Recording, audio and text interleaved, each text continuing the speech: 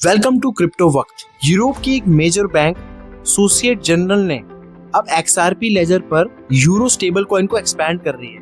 और ये सिर्फ यूरोप की खबर नहीं है, इंडिया को भी ये समझना चाहिए। देखो, सोक जैन कोई छोटा बैंक तो है नहीं, रेगुलेटेड है, ट्रेडिशनल है और कंजर्वेटिव है।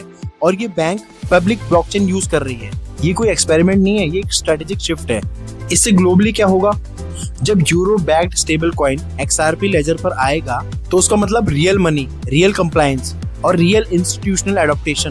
क्रिप्टो अब स्पेकुलेशन से फाइनेंशियल इंफ्रास्ट्रक्चर की तरफ जा रहा है। इंडिया में अभी क्रिप्टो हैवी टैक्स है, रेगुलेटरी क्लैरिटी लिमिटेड है और बैंक्स जो है वो कॉशियस है। लेकिन अगर यूरोप जैसा रेगुलेटेड रीजन ब्लॉकचेन रेल्स को अडॉप्ट कर रहा है तो लॉन्ग टर्म में इंडिया इसको इग्नोर नहीं कर सकता। इंडिया का ऑलरेडी UPI वर्ल्ड क्लास है, CBDC पायलट चल रहा है और जो डिजिटल एडॉप्टेशन है वो भी हाई है। क्वेश्चन ये नहीं है कि इंडिया अडॉप्ट करेगा या नहीं, क्वेश्चन ये है कि इंडिया कब अडॉप्ट करेगा और किस मॉडल से अडॉप्ट करेगा। इंडियन इन्वेस्टर्स के लिए इसका मतलब ये हो सकता है कि आप शॉर्ट टर्म प्राइस को चेज मत कीजिए। आपको ये देखना चाहिए कि कौन सी ब्लॉकचेन जो है रियल इंस्टीट्यूशंस जो है वो अडॉप्ट कर रहे हैं।